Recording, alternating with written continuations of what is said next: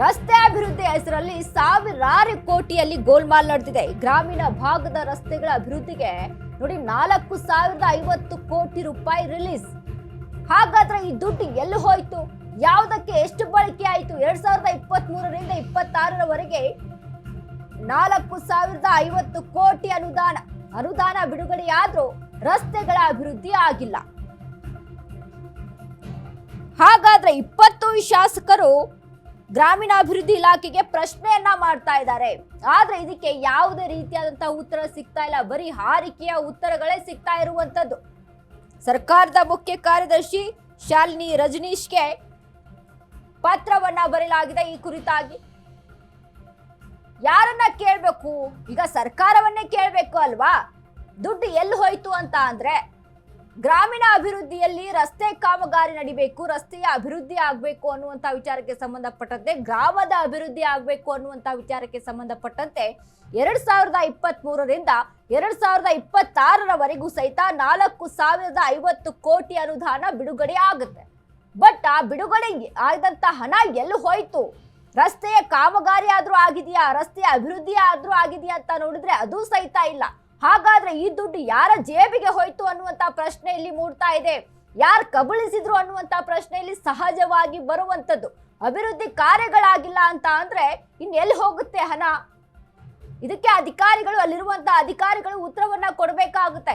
ಇದ್ರ ಬಗ್ಗೆ 20ಕ್ಕೂ ಹೆಚ್ಚು ಶಾಸಕರಿಂದ ಪ್ರಶ್ನೆ ಬಂದ್ರು ಸಹಿತ ಯಾವುದೇ ರೀತಿಯಾದಂತ ಉತ್ತರ ಬರ್ತಾ ಇಲ್ಲ. ಹಾರಿಕೆ ಉತ್ತರಗಳನ್ನ ನೀಡ್ತಾ ಇದ್ದಾರೆ. ಹೀಗಾಗಿ ಶಾಲಿನಿ ರಜನೀಶ್ಗೆ ಈ ಕುರಿತಾಗಿ ಪತ್ರವನ್ನ ಬರೆದಿರುವಂತದ್ದು. ನಮ್ಮ ಕ್ಷೇತ್ರದಲ್ಲಿ ಗ್ರಾಮೀಣ ಭಾಗದ ರಸ್ತೆಗಳ ಅಭಿವೃದ್ಧಿ ಆಗ್ತಿಲ್ಲ. 3 ವರ್ಷಗಳಿಂದ ರಸ್ತೆಗಳಿಗೆ ಸರಿಯಾದ ಅನುದಾನ ಸಿಗ್ತಿಲ್ಲ. ಇಲಾಖೆಗೆ ಪತ್ರ ಬರೆದ್ರು ಸಚಿವರಿಂದ ಸಿಕ್ಕಿದ್ದು ಹಾರಿಕೆ ಉತ್ತರ ಮಾತ್ರ. ಇಲಾಖೆಗೆ ನೀಡಿದ 4,000 ಕೋಟಿ ಅನುದಾನ ಎಲ್ಲಿ ಹೋಯ್ತು? ಹಾಗಾದ್ರೆ 4,050 ಕೋಟಿಯ ಲೆಕ್ಕ ಕೊಡಿ. ಡಿಪಿಆರ್ ಇಲಾಖೆಗೆ ಪ್ರಶ್ನೆಯನ್ನ ಇಟ್ಟಿದ್ದಾರೆ. ಬಿಜೆಪಿಯ ಆರಗ ಜ್ಞಾನೇಂದ್ರ ಸಿದ್ದು ಸವದಿ ಇಲಾಖೆಯ ಅಕ್ರಮದ ತನಿಖೆಗೆ ಬಿಜೆಪಿ ಶಾಸಕರ ಒತ್ತಾಯ ಇಲ್ಲಿ ಕೇಳಿ ಬರ್ತಾ ಇದೆ. ನಮ್ಮ ಕ್ಷೇತ್ರದಲ್ಲಿ ಗ್ರಾಮೀಣ ಭಾಗದ ರಸ್ತೆಗಳ ಅಭಿವೃದ್ಧಿ ಆಗಿಲ್ಲ.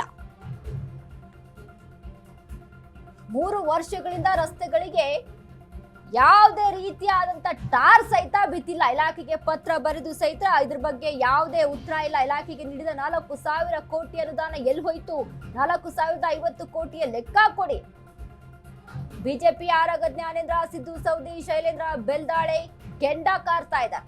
ಇಲಾಖೆಯ ಅಕ್ರಮದ ತನಿಖೆಗೆ ಬಿಜೆಪಿ ಶಾಸಕರು ಒತ್ತಾಯವನ್ನ ಮಾಡ್ತಾ ಇದ್ದಾರೆ. ಎಸ್ ನೋಡಿ, ಗ್ರಾಮೀಣಾಭಿವೃದ್ಧಿಗೆ ಇಲಾಖೆ ಪತ್ರ ಬರೆದ ಸಿಎಸ್ ಶಾಲಿನಿ ಸಹಿತ ಇದೀಗ ನಮ್ಮ ಕ್ಷೇತ್ರದಲ್ಲಿ ಗ್ರಾಮೀಣ ಭಾಗದ ರಸ್ತೆಗಳ ಅಭಿವೃದ್ಧಿ ಆಗ್ತಾ ಇಲ್ಲ.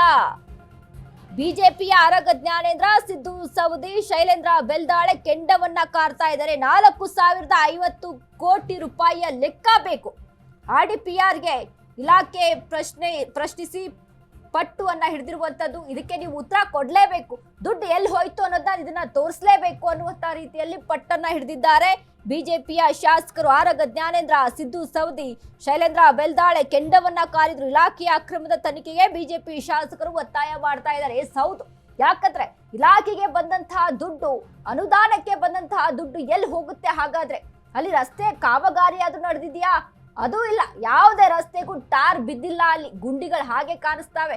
ಯಾವುದೇ ಗ್ರಾಮೀಣ ಅಭಿವೃದ್ಧಿ ವಿಚಾರಕ್ಕೆ ಸಂಬಂಧಪಟ್ಟಂತೆ ಏನು ಅನುದಾನ ರಿಲೀಸ್ ಆಗುತ್ತೆ, ಆ 4,000 ಕೋಟಿ ರೂಪಾಯಿ ಎಲ್ಲಿ ಹೋಗುತ್ತೆ ಹಾಗಾದ್ರೆ ಅನ್ನುವಂತ ಪ್ರಶ್ನೆ ಇಲ್ಲಿ ಮೂಡ್ತಾ ಇದೆ. ನೋಡಿ, ಸರ್ಕಾರದಲ್ಲಿ ಒಂದಲ್ಲ ಒಂದು ಇಲಾಖೆಯಿಂದ ಹಗರಣಗಳು, ಅಕ್ರಮಗಳು ಇಲ್ಲಿ ನಡೆದಿರುವಂತದ್ದು ಬೆಳಕಿಗೆ ಬರ್ತಾ ಇದೆ.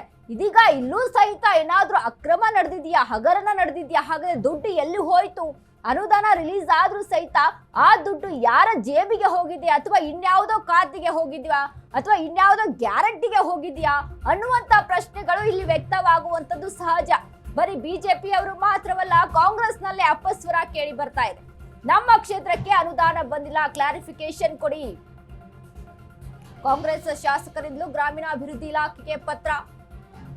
ಸಿಎಂ ಆಪ್ತ ಶಾಸಕ ಮಾಜಿ ಮಂತ್ರಿ ಪುಟ್ಟರಂಗಶೆಟ್ಟಿ, ಸಿಎಂ ಆಪ್ತ ಶಾಸಕ ಕೊಪ್ಪಳದ ರಾಘವೇಂದ್ರ ಹಿಟ್ನಾಳ್, ಶಾಸಕರಾದ ಶ್ರೀನಿವಾಸ್ ಟಿಡಿ, ದರ್ಶನ್, ಧ್ರುವ ನಾರಾಯಣ್, ಹೊನ್ನಾಳಿಯ ಕಾಂಗ್ರೆಸ್ ಶಾಸಕ ಶಾಂತನಗೌಡ, ಬ್ಯಾಡಗಿಯ ಕಾಂಗ್ರೆಸ್ ಶಾಸಕ ಬಸವರಾಜ್ ಶಿವಣ್ಣವರ್, ಮುದ್ದೇಬಿಹಾಳದ ಕಾಂಗ್ರೆಸ್ ಶಾಸಕ ಅಪ್ಪಾಜಿ ನಾಡಗೌಡ, ಸಾಗರದ ಕಾಂಗ್ರೆಸ್ ಶಾಸಕ ಬೇಳೂರು ಗೋಪಾಲಕೃಷ್ಣ, ತಿಪಟೂರಿನ ಕಾಂಗ್ರೆಸ್ ಶಾಸಕ ಷಡಕ್ಷರಿ, ಕಾಂಗ್ರೆಸ್ ಬೆಂಬಲಿಸಿರುವ ಪಕ್ಷೇತರ ಶಾಸಕ ಪುಟ್ಟಸ್ವಾಮಿಗೌಡ, ಗುರುಮಿಟ್ಕಲ್ ಜೆಡಿಎಸ್ ಶಾಸಕ ಶರಣಗೌಡ ಕಂದಕೂರು, ಬಂಟ್ವಾಳದ ಬಿಜೆಪಿ ಶಾಸಕ ರಾಜೇಶ್ ನಾಯಕ್, ತೇರ್ದಾಳದ ಸಿದ್ದು ಸೌದಿ, ಕಾಪು ಗುರ್ಮೆ ಸುರೇಶ್ ಶೆಟ್ಟಿ, ಉಡುಪಿಯ ಯಶ್ಪಾಲ್ ಸುವರ್ಣ, ತೀರ್ಥಹಳ್ಳಿಯ ಅರಗ ಜ್ಞಾನೇಂದ್ರ, ಅರಭಾವಿಯ ಬಾಲಚಂದ್ರ ಜಾರಕಿಹೊಳಿ ಸೇರಿ